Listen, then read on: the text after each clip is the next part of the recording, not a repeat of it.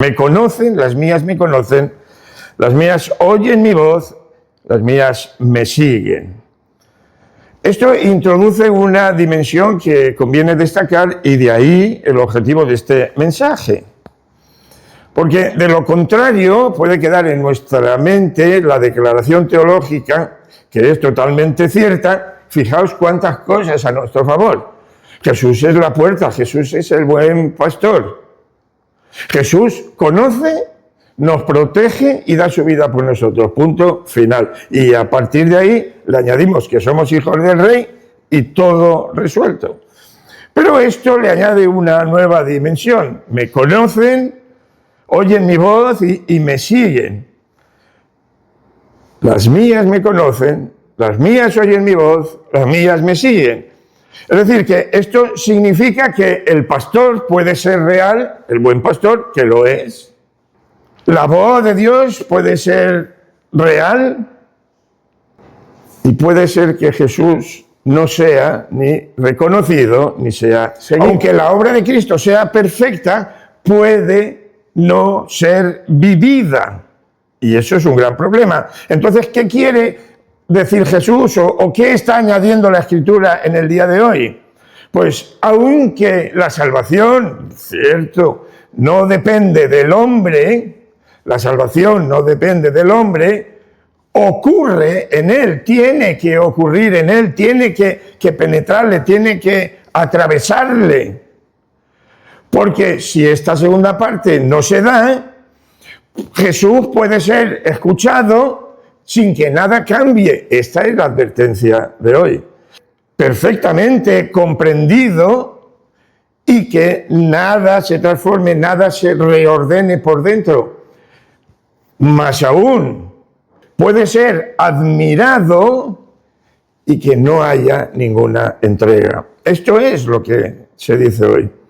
Así que, junto con el Jesús, conoce, protege y entrega su vida por nosotros, introduce estas variables que lo que indican es que ya no hay posibilidad de quedarse los que escuchan, comprendiendo, admirando, que podría ser la Iglesia, pero aquí ya no hay lugar para quedarse en condición de observadores. Eso ya no es posible. Ya no nos habla, ya no es revelación de quién es Dios. Ahora se está hablando de lo que ocurre en ti y en mí cuando estás delante de Él, en su presencia. Empecemos con la primera. Las mías me conocen, dice el buen pastor. Esto no permite una lectura ni superficial ni una lectura contemporánea de lo que significa conocer. Porque nuestro tiempo, ya desde hace mucho tiempo, ha reducido el término conocer, el término conocimiento, a mera información. Pero hay algunos conocimientos que no funcionan así. Es decir, uno podría explicar la fe perfectamente y no haber sido alcanzado por la fe. Uno podría describir o elaborar un ensayo sobre Dios, por ejemplo, y no haber permitido ser inundado o envuelto por su presencia. Y ahí está el problema. Entonces, cuando Jesús dice, las mías me conocen, no está hablando de un saber como un acumular capas de cosas y de información, entender conceptos. Está hablando de un conocimiento que no se limita a la mente, sino que es un conocimiento que entra en la persona y le transforma. Conocer como acumulación de información deja la realidad de lo que comprendo, la deja fuera. Pero conocer, en términos bíblicos, no deja la realidad esa conocida, no queda fuera, sino que queda dentro. Entonces esto nos lleva al siguiente punto. Oyen mi voz. Oír su voz no es otra cosa que reconocer que esa voz es suya. Y justamente oír la voz de Dios es el resultado inmediato y necesario del paso anterior o de la experiencia anterior. Las mías me conocen. Entonces, esto nos obliga a repensar lo que es la vida en el terreno práctico.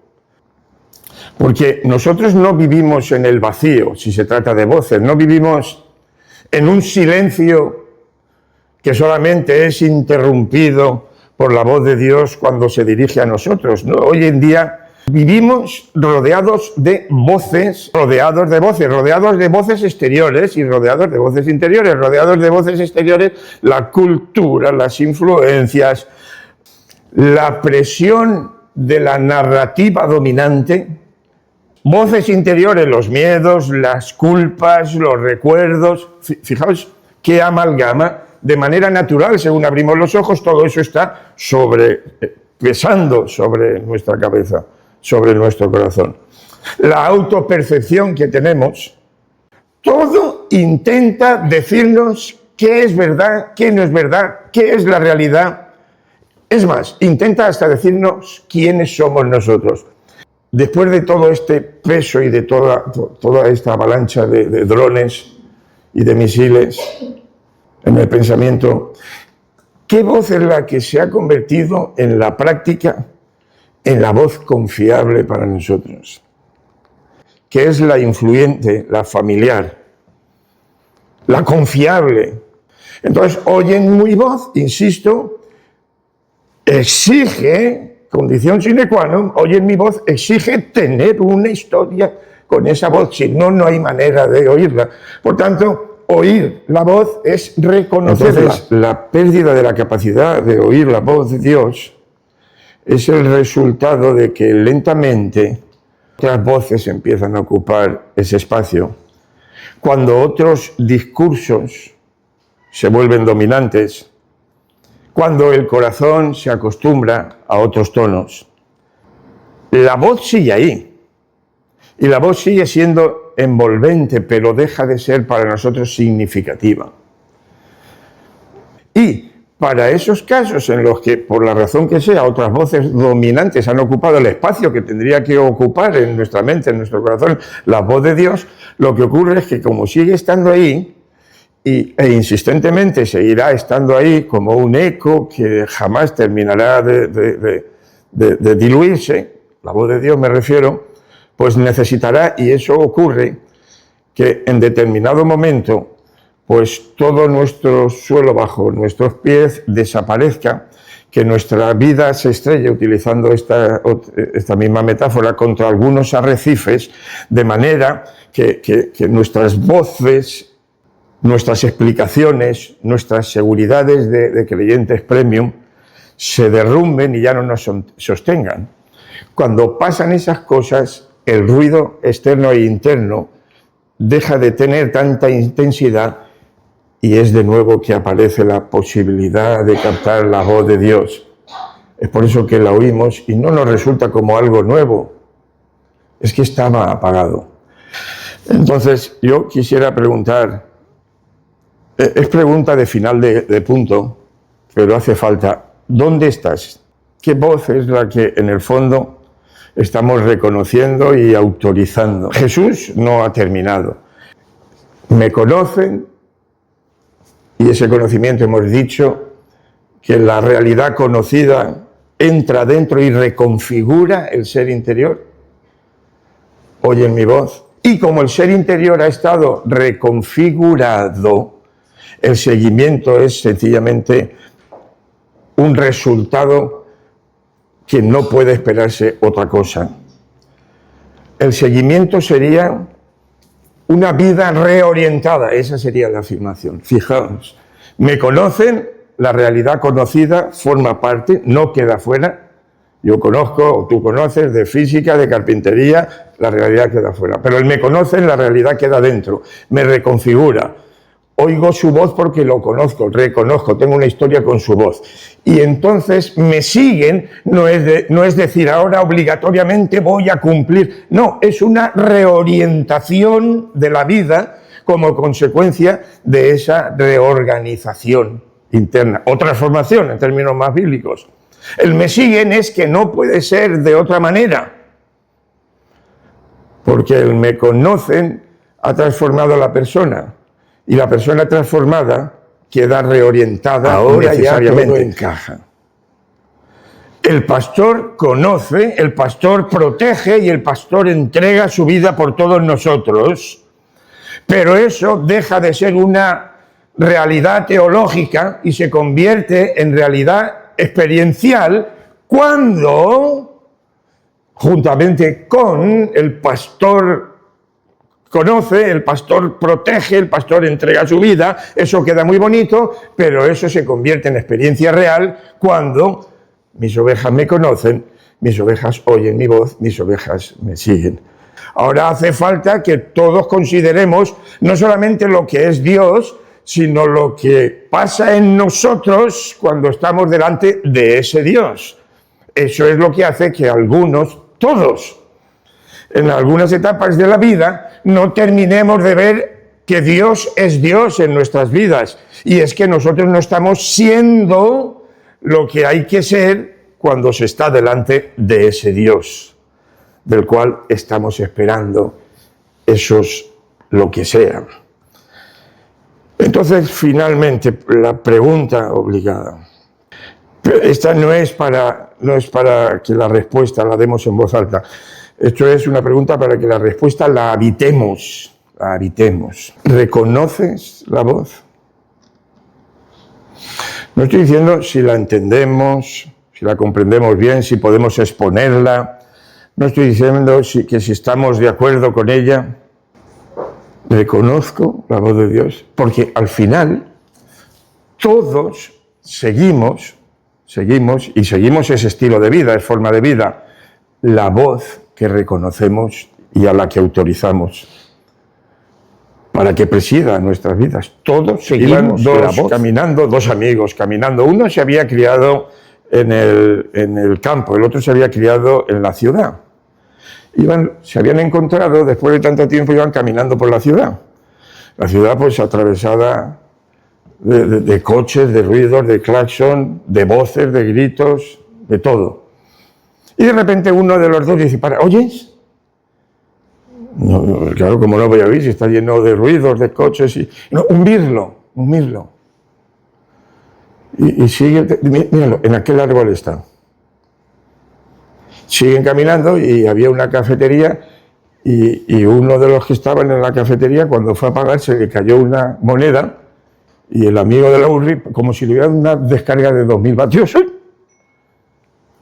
Cada uno oía y distinguía la voz con la que estaba familiarizado.